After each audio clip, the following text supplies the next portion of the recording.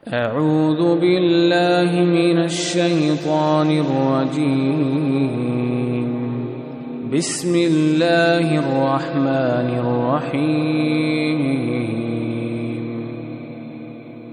Bismillahirrahmanirrahim.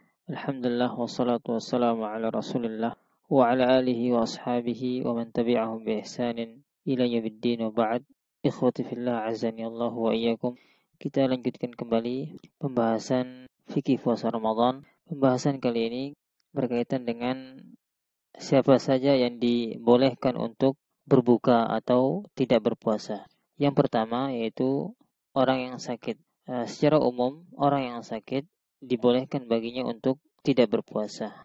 Ini sebagaimana firman Allah Subhanahu wa taala, "Faman kana minkum maridan aw 'ala safarin fa'iddatun min ayyamin ukhra." Maka barang siapa yang di antara kalian yang sakit atau dalam perjalanan safar, lalu ia berbuka, maka wajib baginya mengqadha puasanya sebanyak hari yang ditinggalkan pada hari-hari setelah bulan Ramadan.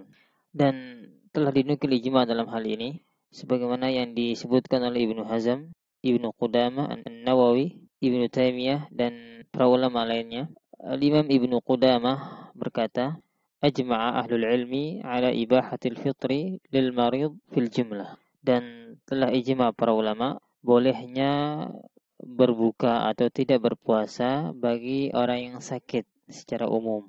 Dan seseorang jika ia berpuasa dan bertambah sakitnya atau memberatkan dirinya, akan tetapi tidak sampai memudaratkan dan membahayakan dirinya, maka dalam keadaan seperti ini boleh baginya untuk tidak berpuasa. Ini sebagaimana pendapat jumhur ulama Al-Hanafiyah, Al-Malikiyah dan Al-Hanabilah dan para ulama lainnya.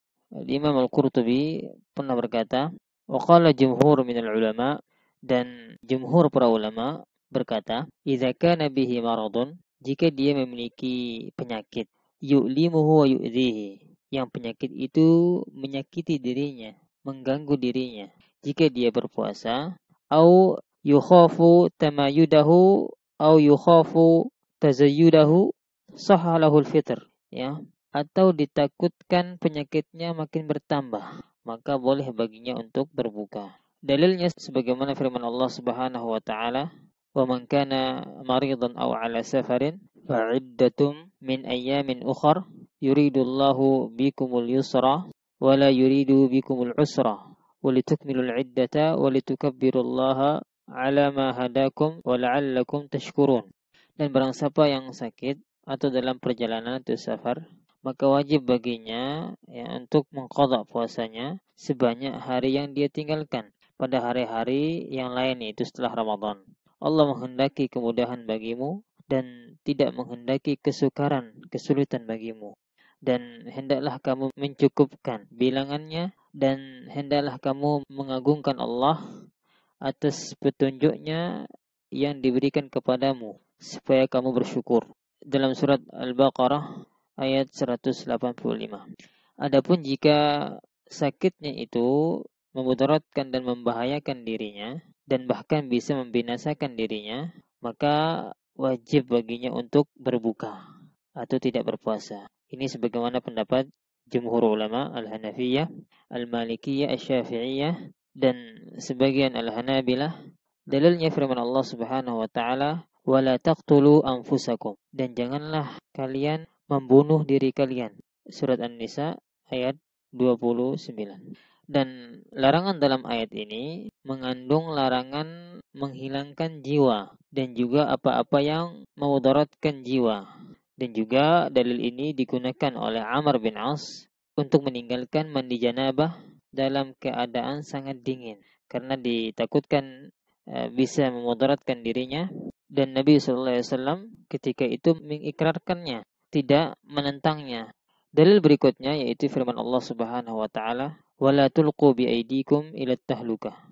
Dan janganlah kamu menjatuhkan dirimu sendiri ke dalam kebinasaan. Surat Al-Baqarah ayat 195. Adapun jika sakitnya sakit biasa yang tidak mempengaruhi dan mengganggu puasanya, seperti pilek, pusing, sakit karena gigitan serangga misalnya, atau yang semisalnya, maka tidak boleh baginya berbuka atau tidak berpuasa. Dan ini sebagaimana kesepakatan ulama mazhab yang 4, dikarenakan jika sakitnya itu tidak mengganggu puasanya, keadaannya sama seperti dia sehat, maka wajib baginya untuk berpuasa. Karena penyakit bermacam-macam, ada yang memudaratkan dirinya dan ada yang tidak. Al-Imam Nawawi berkata, "Wa ammal maradu al-yasiru alladhi la yalhaqu bihi masyaqqatun zahirah, lam yajuz lahu al-fitru bila hajatin indana." Adapun penyakit yang biasa yang tidak terdapat padanya kesulitan atau kemudaratan yang jelas, maka tidak boleh baginya untuk berbuka, dan tidak ada perselisihan dalam masalah ini menurut kami. Seseorang yang berbuka atau tidak berpuasa dikarenakan sakit dan jenis sakitnya bisa diharapkan kesembuhannya, maka wajib baginya mengqadha puasanya. Sebagaimana firman Allah Subhanahu wa taala, "Faman kana minkum maridan aw 'ala safarin fa'iddatun min ayyamin ukhra." Dan barang siapa di antara kalian yang sakit atau dalam perjalanan safar, maka wajib baginya untuk menggantikan puasanya sebanyak hari yang ditinggalkannya pada hari-hari setelah bulan Ramadan.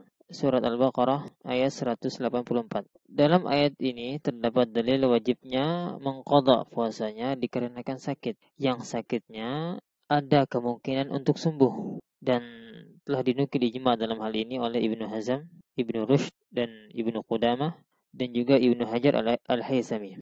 Berkata Ibnu Hazm rahimahullah, "Wattafaqu anna man aftara fi safarin aw marad."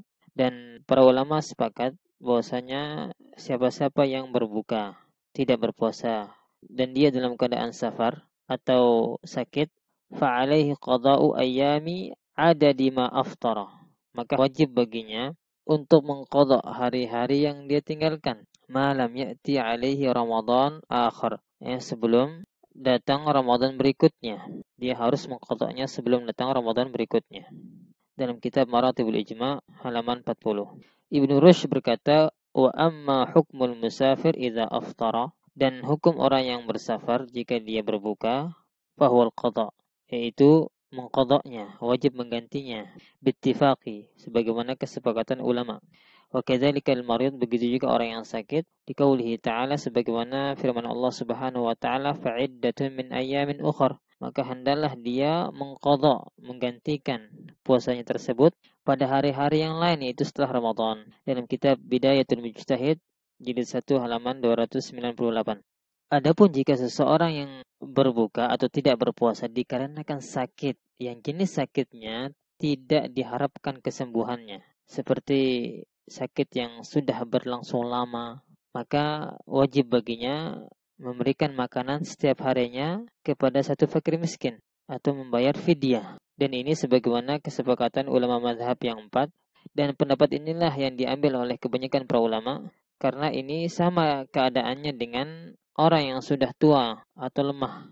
Sebagaimana firman Allah Subhanahu wa taala, "Wa 'alal ladzina yutiqunahu fidyatun ta'amu miskin." Dan wajib bagi orang-orang yang berat dalam menjalankan puasa untuk membayar fidyah. Itu mereka yang sakitnya tidak bisa diharapkan kesembuhannya, dikiaskan dengan orang yang sudah tua renta atau orang yang sudah lemah yang tidak mampu lagi untuk berpuasa. Wassallallahu ala nabiyina Muhammad wa akhiru da'wana alhamdulillahi rabbil alamin.